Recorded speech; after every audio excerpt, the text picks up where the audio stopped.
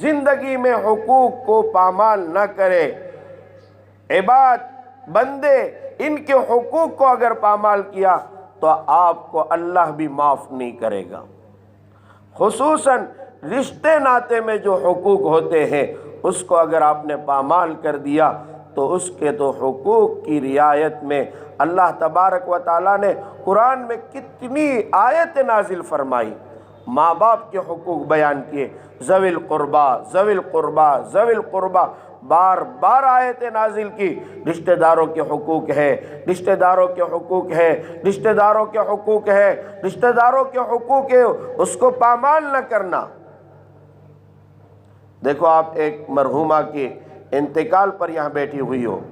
میں ایک آپ کو حدیث سناتا ہوں۔ اب یہ ہمارے دوست احمد بھائی اور ان کے بھائی اقبال بھائی اور ان کی بہنیں جو ہمارے یوسف بھائی کے گھر میں بھی ہے، انوس بھائی کے گھر میں بھی ہے، یہ سب یہ حجانی ماں کی سب بیٹیاں اور ان کے بیٹے ہیں۔ اب میں یہ نہیں کہتا ہوں کہ انہوں نے اپنے ماں کے حقوق ادا کیے نہ کیے، میں تو نہیں جانتا ان بارے میں، ان کے گھرانے میں پہلی مرتبہ آنا ہوا ہے میرا، لیکن ایک حدیث سناتا ہوں۔ رسول اللہ صلی اللہ علیہ وسلم ایک قبیلے میں تشریف فرما تھے، ایک صحابی آئے، عرض کیا یا رسول اللہ صلی اللہ علیہ وسلم، والدین کے ساتھ ماں باپ کے ساتھ جو زندگی میں ان کے ساتھ سلوک کیا جاتا ہے، ان کے حقوق ادا کیے جاتے ہیں، کیا انتقال ہو جانے کے بعد بھی ان کے حقوق ہے؟ ان کے ساتھ کوئی سلوک کرنے کا طریقہ ہے؟ سمجھے؟ یہ ہمارے جو دوست احباب ہیں اور جو ان کی بہنیں ہیں، ہمارے بھائی سعید، ان کی ماں وغیرہ، سب یہ خاص یہ بات سمجھے، یہ بات جو میں اس بار بتا رہا ہوں یہ سمجھنے کی بات ہے۔ اور اس میں دوسری عورتیں جو بھی آپ تشریف فرما ہیں، جن کی ماں انتقال کر چکی ہیں، جن کے باپ انتقال کر چکے ہیں، ان کے لیے بھی یہ سبق ہے۔ رسول اللہ صلی اللہ علیہ وسلم سے ایک صحابی پوچھ رہے ہیں، یا رسول اللہ صلی اللہ علیہ وسلم، کیا ہم پر ہمارے والدین کے گزر جانے کے بعد، ان کے انتقال کر جانے کے بعد کوئی ایسا طریقہ ہے جو ان کے ساتھ سلوک کیا جائے؟ رسول اللہ صلی اللہ علیہ وسلم نے فرمایا کہ جی ہاں، ان کے ساتھ سلوک کرنے کا ایک طریقہ ہے، خیر و رحمت کی دعائیں کیا کرو ان کے لیے۔ ایک طریقہ سنیں میری ماں اور بہنیں، خاص طور پر اس گھرانے کی جو عورتیں ہیں، آپ کی والدہ انتقال کر چکی ہیں، اب کیا کرے گی آپ؟ بس ہو گیا تیجا، ہو گئی زیارت، ہو گیا 3 دن گزر گئے، بھول گئے، ایسا نہیں۔ میری ماں اور بہنیں، جب بھی آپ ہاتھ اٹھاؤ اپنے ماں باپ کو دعاؤں میں یاد کرو۔ کوئی دعا ہماری ایسی نہیں ہونی چاہیے کہ جس میں ہم نے اپنی ماں کو یاد نہ کیا ہو۔ قرآن نے تو دعا بھی سکھائی ہے،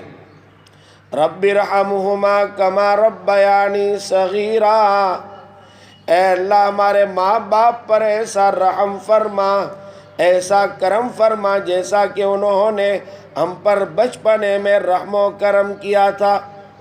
اب ماں باپ نے ہمیں کیسا پالا، کیسا رکھا، کس طرح سے ہمارے ساتھ سلوک کیا، ہم اس کے رتی برابر بھی حقوق کی رعایت نہیں کرتے۔ اس لیے رسول اللہ صلی اللہ علیہ وسلم نے فرمایا کہ قیامت اس وقت تک نہیں آئے گی جب تک کہ بیٹیاں اپنی ماں کے حقوق پامال نہیں کرے گی،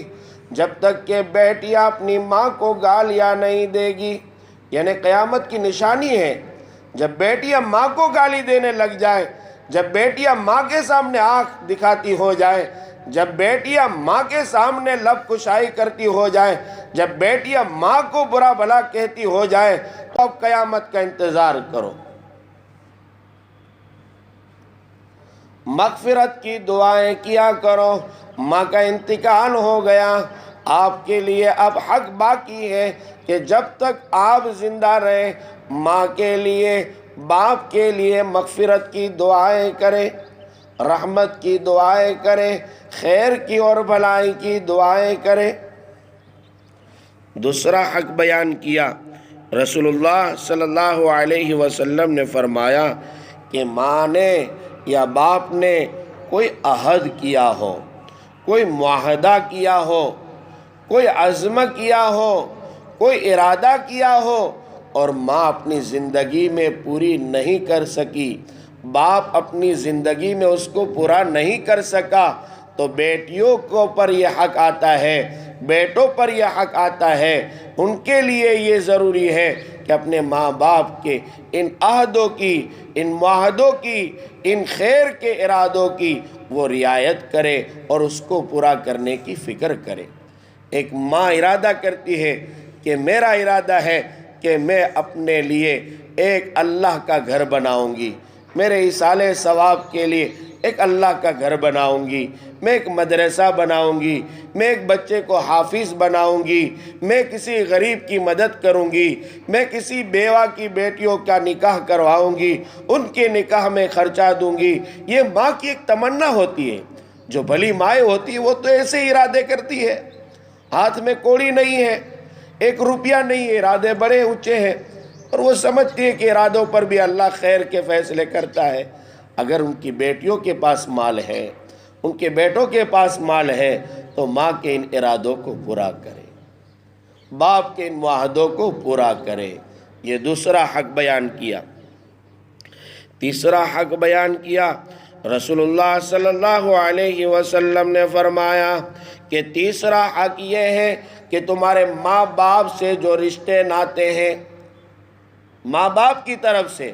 ماں کی طرف سے نانا کے، ماں کی طرف سے ماموں کے، ماں کی طرف سے خالہ کے، ماں کی طرف سے جو رشتے ہیں ان سب رشتوں کی رعایت کرنا، ان سب رشتوں کی رعایت کرنا۔ باپ کی طرف سے دادا کے، باپ کی طرف سے چچا کے، باپ کی طرف بڑے ابو کے، باپ کی طرف سے پھوپھیوں کے، باپ کی طرف سے دوسرے اور جتنے رشتے ہیں ان سب رشتوں کی رعایت کرنا، ان رشتوں کو چھوڑ مت دینا۔ اب کیا ہوتا ہے، جن گھرانوں میں بڑے بڑے لوگ ہوتے ہیں تب تک رشتہ دار ان سے بات چیت کرتے ہیں، جہاں بڑے لوگوں کا انتقال ہو گیا ان کے بچوں کو بھول جاتا ہے، ہمیں اپنے نتی ہوں کام سے، ایمنی ہوں ضرورت سے۔ نہیں، یہ رسول اللہ صلی اللہ علیہ وسلم کے فرمان ہے۔ تیسرا حق یہ ہے کہ ان رشتے ناتوں کو جوڑے رکھنا، ان رشتوں کی رعایت کرنا جو تمہارے ماں باپ کی طرف سے تمہیں ملے ہیں۔ چوتھا حق بیان کیا، رسول اللہ صلی اللہ علیہ وسلم نے فرمایا ان کے یعنی تمہارے ماں باپ کے جو دوست ہیں، ماں کی جو سہیلیاں ہیں، ان کے ساتھ تم جو ہے اچھا معاملہ کرنا، ان کا اکرام کرنا، ان کا احترام کرنا۔ جو باپ کے دوست ہیں، دوست جو رشتے میں کچھ بھی نہیں ہوتے لیکن صرف دوست ہیں، ساتھ میں اٹھنے بیٹھنے والے ہیں، بڑے بڑے لوگ ایک ساتھ بیٹھتے ہیں، ان کے جو دوست بیٹھنے والے تھے، جو ملنے جلنے والے تھے، جن سے ان کا رابطہ تھا، جن سے ان کا میل جول تھا، جن کے ساتھ یہ اٹھتے بیٹھتے تھے، ان کے ساتھ تم اچھا سلوک کرنا،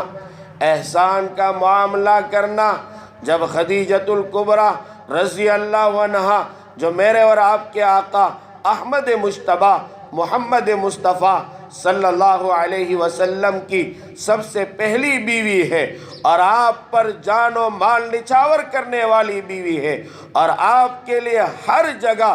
ہر امکان کوشش کی کہ آپ کو راحت ملے، آپ کو سکون ملے، آپ کے لیے سب چیزیں قربان کر دی۔ اس ماں نے، اس خدیجۃ الکبریٰ نے، جو آج 1500 سال گزر گئے پھر بھی ان کے نام کو ہم بھول نہیں پائے ہیں، وجہ یہی ہے کہ انہوں نے ہمارے آقا کے ساتھ اچھا سلوک کیا ہے۔ جب ان کی سہیلیاں حضرت خدیجۃ الکبریٰ رضی اللہ عنہا کے انتقال کے بعد رسول اللہ صلی اللہ علیہ وسلم کے گھرانے میں آیا کرتی تھی، خدا کی قسم وہ سید الاولین والآخرین، جن کے لیے لوگ اکرام کے لیے اپنی پلکیں بچھا دیا کرتے تھے، جن پر اللہ کی تمام جو ہے نعمتیں نچھاور تھی، فرشتے ان کے لیے پروں کو بچھا دیا کرتے تھے، فرشتوں کی جن کو امامت کا حق حاصل ہو، جن کے لیے تو استقبال پیش کیے جاتے تھے، وہاں مسجد اقصیٰ میں پیش ہوا، ادھر معراج میں ساتوں آسمان پر استقبال پیش ہوا، ادھر سدرۃ المنتہا میں بھی جو ہے آپ پر استقبال پیش ہوا۔ لیکن میرے پیغمبر کا حال دیکھیے، جب آپ کی سہیلیاں آیا کرتی تھی، یعنی خدیجۃ الکبریٰ رضی اللہ عنہ کی جب سہیلیاں آتی تھی، آپ علیہ السلام ان کا اکرام کرتے، اپنے گھرانے میں کہتے کچھ کھانے کا ہے ان کو کھلاؤ، کوئی نعمت آ گئی ان کو دیجئے، سہیلیوں کو کبھی فراموش نہیں کہا کہ یہ تو ہماری خدیجہ کی سہیلی ہے۔ اللہ اکبر، میری ماں اور بہنیں، یہ دوست احباب کا اور یہ سہیلیوں کا اتنا احترام ہے تو پھر اپنے رشتے ناتوں کا احترام کیسا ہوگا؟ اللہ اکبر، آج تو رشتے ناتے ہمارے ایسے ٹوٹ چکے ہیں کہ سگے بھائیوں میں عداوتیں ہیں، سگے بھائیوں میں ملاپ نہیں ہے۔ رسول اللہ صلی اللہ علیہ وسلم نے فرمایا 3 دین سے زیادہ جو دشمنی رکھتا ہے وہ ہم میں سے نہیں ہے، وہ مسلمان نہیں ہے، یہ آقا کا فرمان ہے۔ میری ماں اور بہنیں، میں بات یہ عرض کر رہا تھا کہ جب ماں کا انتقال ہو جاتا ہے، جب باپ کا انتقال ہو جاتا ہے تو ان کے کچھ حقوق ہیں جن کے ساتھ ہمارے ماں باپ اچھا سلوک کرتے، ان کے ساتھ ہمیں اچھا سلوک کرنا ہے، جو معاہدے کیے ہیں ان معاہدوں کو پورا کرنا ہے، ان کے لیے مغفرت کی دعا کرنا ہے۔ ہمارا چینل اچھا لگا ہو تو لائک کریں اور سبسکرائب کریں اور چینل جو ہے نا بیل دبائیے۔